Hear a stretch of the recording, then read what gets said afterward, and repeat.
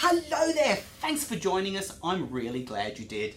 And if you like art and painting, after you've watched this lesson, come over to our webpage at www.montmarte.net and then select Mont TV because we've got lots more lessons there. And once you're on our webpage, maybe you'd like to join our Facebook or follow us on Instagram. You might even like to join our Creative Connection. And if you subscribe to that, then we'll send you cool arty stuff each week, as well as lots of other goodies.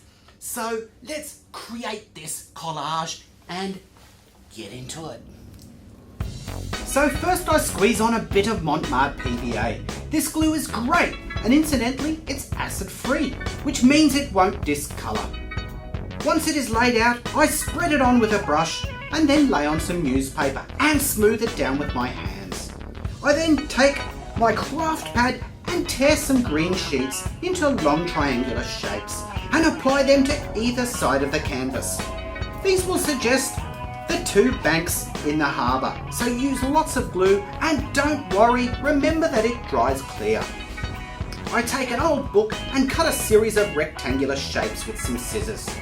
I have 4 sizes from small to large, about the size of a business card.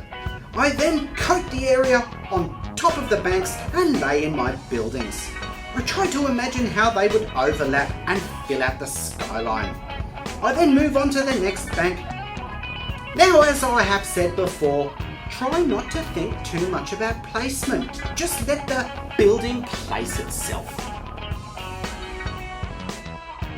I then add some sheets at the very front, and these should suggest some fancy old terrace style homes.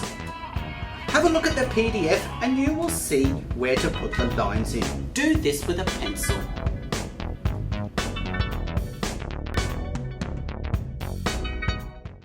I really hope you enjoyed that, and it's a great use of newspaper. Now that our texture is on, we can apply our paint. And for the paint, I'm using the Mont acrylic paints in the 12 set. And if you haven't used these before, you will absolutely love them. There's a great range of colours, and acrylic paint is just so versatile. It can be used thick, so it's like a standard oil paint, or it can be thinned down so it looks like a watercolour. And that's just perfect for this project.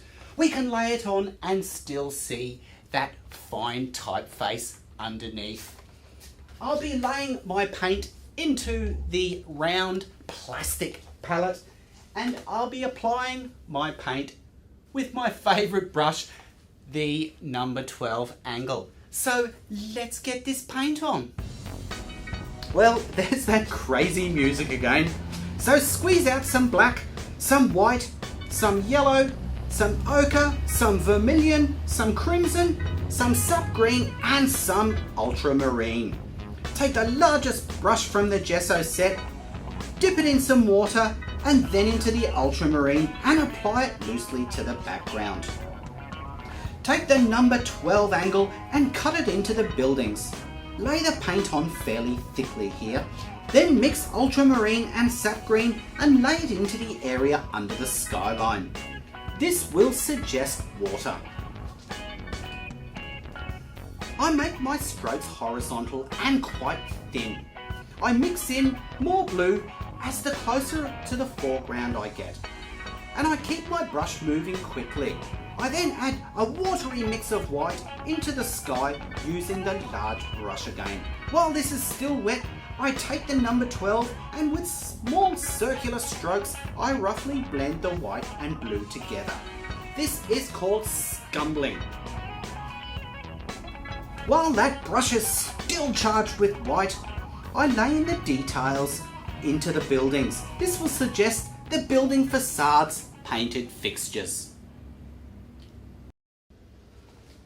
Well, our collage is coming together beautifully, and how fun has it been? So let's bring it all together with my new favourite art accessory, the dipper pen. So let's get this line work on. So I pop on a number 4 tip and then create the ink from some black thin down to the viscosity of milk. Then start on the bridge. Refer to the PDF for line placement and keep your strokes fluid. The thing with drawing with a dip pen is to think of it in terms of sketching. One can create a huge array of line weights with these nibs. Once outlines have been created, I create the shadow areas with a series of lines. I like to keep going until I have created depth and interest with enough patterning. Now I move on to those terrace houses and pick out the detail. Again, refer to the PDF for ideas on line placement. And remember about patterning. Lastly, I cut some triangles and glue them over the windows to look like drapes. And voila!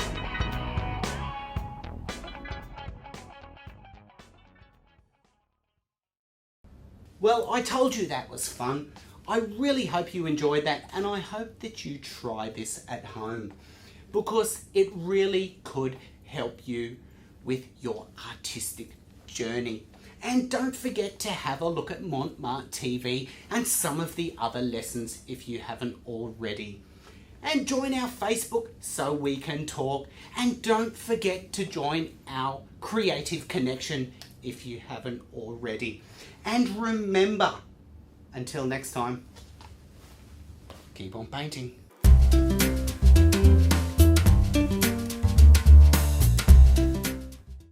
See you next time.